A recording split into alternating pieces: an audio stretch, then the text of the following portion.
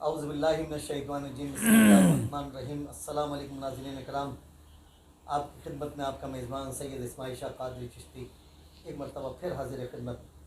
ہمارے مولانا قاری محمد عالم دعوتم برکاتم عالیہ ہمارے ساتھ تشریف فرما، جن سے ہم نے پچھلی ویڈیو کے اندر وضو کی اہمیت اور وضو کی فضیلت ہم نے جانی تھی۔ آج انشاءاللہ تعالی حضرت سے وضو کا صحیح طریقہ، مسنون طریقہ، آج انشاءاللہ وضو کرنے کا طریقہ ہم سیکھیں گے۔ تو آئیے ناظرین کرام، اس وقت ضائع کیے بغیر ہم اپنے اصل موضوع کی طرف آتے ہیں۔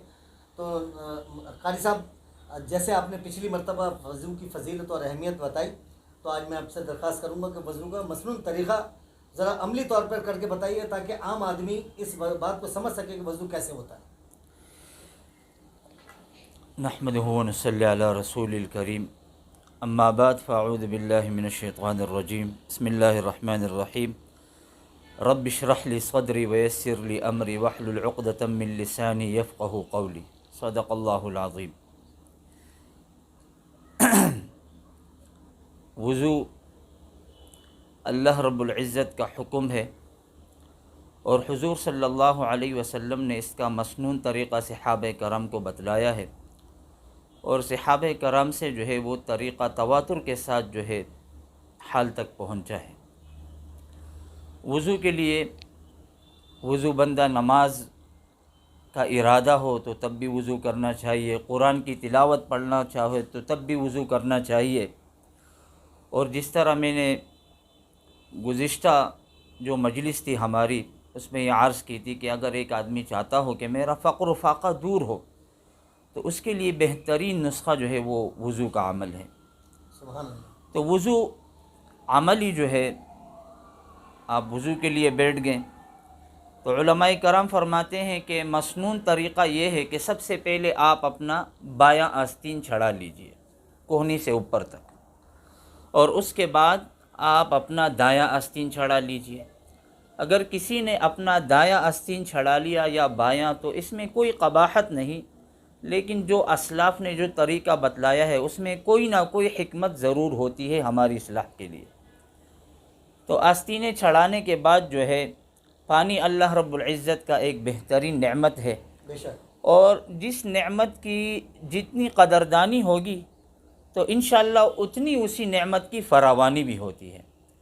تو ہم نعمت کا قدر کرتے ہوئے اور یہ تصور کرتے ہوئے کہ اگر یہ وضو کے لیے پانی اگر مجھے پیسوں سے ملتا تو میں کتنا پیسہ خرچ کرتا وضو کے پانی پر، یہ تصور کریں۔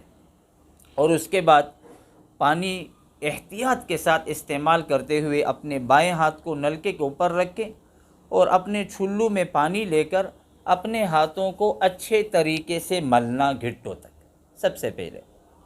اور شروع میں جو ہے آپ لفظ بسم اللہ الرحمن الرحیم بھی پڑھ سکتے ہیں، آپ بسم اللہ والحمدللہ بھی پڑھ سکتے ہیں، لیکن آسانی کے لیے اگر آپ لفظ سے بسم اللہ پڑھ لیں گے وہ بھی کافی ہے، لیکن بسم اللہ والحمدللہ یہ بھی حضور سے ثابت ہے۔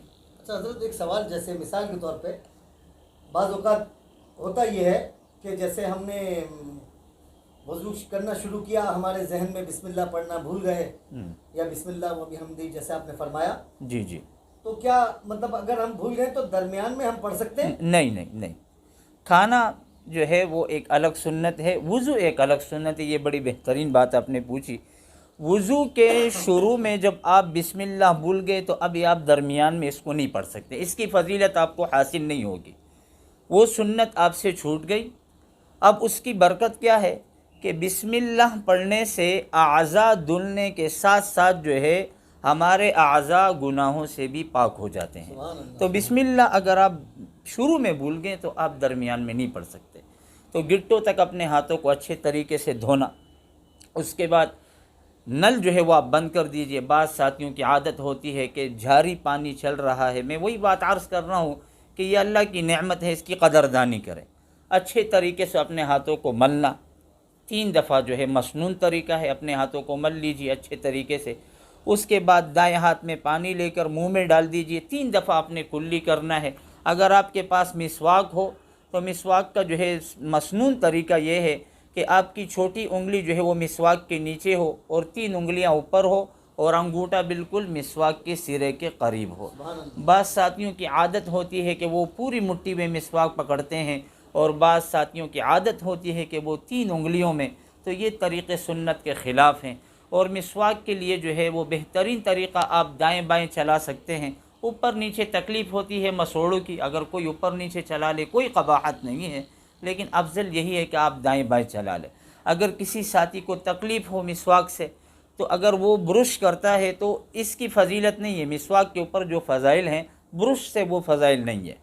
اگر کسی کے پاس مسواک نہیں تو وہ شہادت کی انگلی سے جو اپنے دانتوں کو مل لے، 3 دفعہ کلی کرنا، اسی طرح پھر 3 دفعہ دائیں ہاتھ میں پانی لے کر اپنے ناک کی طرف ڈھالنا، اور بائیں ہاتھ کی چھوٹی انگلی جو ہے وہ ناکوں کے سوراخوں دونوں میں داخل کرنا 3 دفعہ۔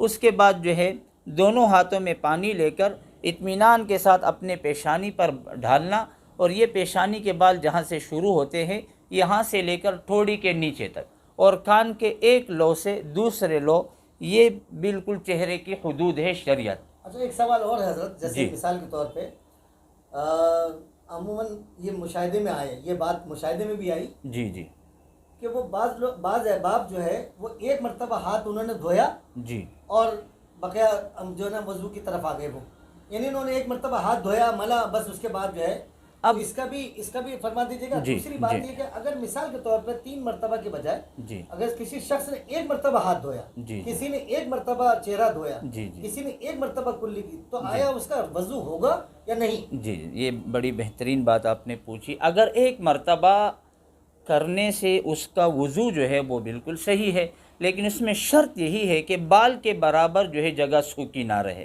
اور 3 دفعہ کرنے سے جو ہے وہ سنت طریقہ ادا ہو جائے گا۔ حضور نے اپنے ہر اعضاء کو 3 دفعہ دھویا ہے۔ پانی کی قلت کی وجہ سے اگر کوئی آدمی ایک دفعہ اپنے ہاتھوں کو اچھے طریقے سے دھوتا ہے کہ اس میں بال کے برابر جگہ سوکھا نہ رہے، تب بھی اس کا وضو صحیح ہے۔ اگر کسی نے ایک دفعہ اپنے چہرے کو اچھے طریقے سے دھو لیا۔ اچھا، ضمناً ایک بات یہ بھی یاد رکھیے کہ اگر کسی کی دھاڑی گنجان ہے جس میں اندر کی کھال جو ہے وہ نظر نہیں آ رہی ہے، تو اس کا خلال کرے۔ اگر کسی داڑھی کے اندر جو ہے وہ اندر کی کھال نظر آ رہی ہے تو اس داڑھی کا پورا گھیلا کرنا لازم آپ ہے۔ سے حضرت سوال ہے، جیسے مثال کے طور پہ خلال جو ہے، جی جی ایک ایسا لفظ ہے جی کہ بعض احباب نہیں سمجھ پاتے جی کہ خلال یہ کا مطلب، تو ذرا سا اس کا بھی اظہار فرما خلال دیجیے گا، عملی طور پہ طریقہ بتا دیجیے۔ خلال جو ہے وہ یہ ہے کہ آپ اب پانی لے کر جو ہے دائیں طرف ڈال دیجئے، اور یہاں سے آپ خلال نکال لیجئے، اور اسی طرح آپ بائیں طرف پانی ڈال دیجئے، یہاں سے آپ خلال نکال لیجئے۔ اور جو داڑھی لٹکی ہوئی ہے اس میں آپ پانی ڈال کر آپ خلال یوں بھی کر سکتے ہیں، اور آپ خلال پش سے بھی کر سکتے ہیں، دونوں طریقے اچھا، سے ایک ہیں۔ چیز اور آپ سے پوچھوں گا حضرت، جی جی جیسے اب آپ نے فرمایا یہ تو تمام آپ نے مرد حضرات کے لیے یہ تمام ترتیب بتا دی، جی جی تو خواتین کے لیے ترتیب کیا ہوگی؟ کیونکہ خواتین کی داڑھی نہیں ہے، لیکن باقی تمام اعمال جو تمام طریقے وہی ہوں گے؟ جی بالکل، مرد اور عورت کے وضو کے اندر کسی قسم کا کوئی فرق نہیں۔ یہی طریقہ جو ہے شریعت نے مرد کے لیے جو بتلایا ہے کہ اسی طریقے کے مطابق وضو کرے، یہی طریقہ عورت کے لیے بھی ہے۔ لیکن اللہ نے مرد کو زینت دی ہے داڑھی سے، اور عورت کو اللہ نے زینت دی ہے بڑے بالوں سے، تو مرد کے لیے خلال ہے، عورت کے لیے خلال نہیں ہے۔ ٹھیک، تو 3 دفعہ اپنے چہرے کو اچھے طریقے سے دھونا اور اپنے داڑھی کا خلال کرنا۔ اور ضمناً یہ بات بھی، اگر کسی پر اللہ نے کرم کیا اور وہ بیت اللہ چلا گیا تو احرام کی حالت میں خلال حرام ہے، کیونکہ داڑھی کے بال ٹوٹنے کا خطرہ ہوتا ہے۔ ماشاءاللہ آپ نے بڑی اسی طرح اس کے بعد جو ہے چہرہ دھونے کے بعد اچھے طریقے سے 3 دفعہ آپ نے اپنا چہرہ دھونا ہے، اور اس کے بعد جو ہے الی المرافق، یعنی آپ نے انگلیوں سے لے کر کوہنی تک پانی پہنچانا ہے 3 دفعہ۔ آپ جب پانی ڈالنے، اصل چیز ہے اپنے اعضاء کو ملنا، اعضاء کو ملیں گے تاکہ کوئی بال کے برابر جگہ جو ہے وہ سوکھی نہ رہے۔ ہمارا مقصد کیا ہوتا ہے کہ پانی زیادہ بہانا، مقصد پانی زیادہ بہانا نہیں ہے۔ پانی آپ تھوڑا سا لیجیے، اپنے دونوں چلوں میں لے سکتے ہیں، ایک میں لے سکتے ہیں، اصل مقصد ہے اعضاء کو ملنا۔ 3 دفعہ ایک ہاتھ کو اچھے طریقے سے دھونا، اور 3 دفعہ دوسرے ہاتھ کو اچھے طریقے سے دھونا۔ اس کے بعد باری آتی ہے خلال کی۔ اس کے بارے میں، خلال ایک داڑھی کا ہے اور ایک خلال انگلیوں کا ہے۔ حضور صلی اللہ علیہ وسلم نے حضرت عائشہ سے فرمایا، اے عائشہ، انگلیوں کا خلال کیا کرو، اللہ رب العزت جو ہے اس میں جہنم کی آگ کو داخل نہیں فرمائیں گے۔ تو اسی طریقے سے اپنے دائیں ہاتھ اور اس کے بعد بائیں ہاتھ، اور سر کا مسح اس کے بعد آتا ہے۔ تو اگر آپ گیلا ہاتھ اپنے سر کے اوپر رکھیں گے تب بھی آپ کا مسح ہو جائے گا، اور لیکن جو مسنون طریقہ ہے پورے سر کا مسح وہ یہی ہے کہ آپ 3 ہاتھ کی انگلیاں اور 3 دونوں کو ملا کر چھوٹی انگلی جو ہے بالکل جہاں سے آپ کے پیشانی کے بال شروع ہوتے ہیں وہاں سے بالکل پیچھے لے جائیں جہاں آپ کے بال ختم ہوتے ہیں، اور پھر توڑا اٹھا کے یہ ہتھیلیاں آپ نے بس یہاں جہاں آپ کے بال آتے ہیں، بعض ساتھی یہاں تک لاتے ہیں، یہاں لے آپ ختم ہو گئے۔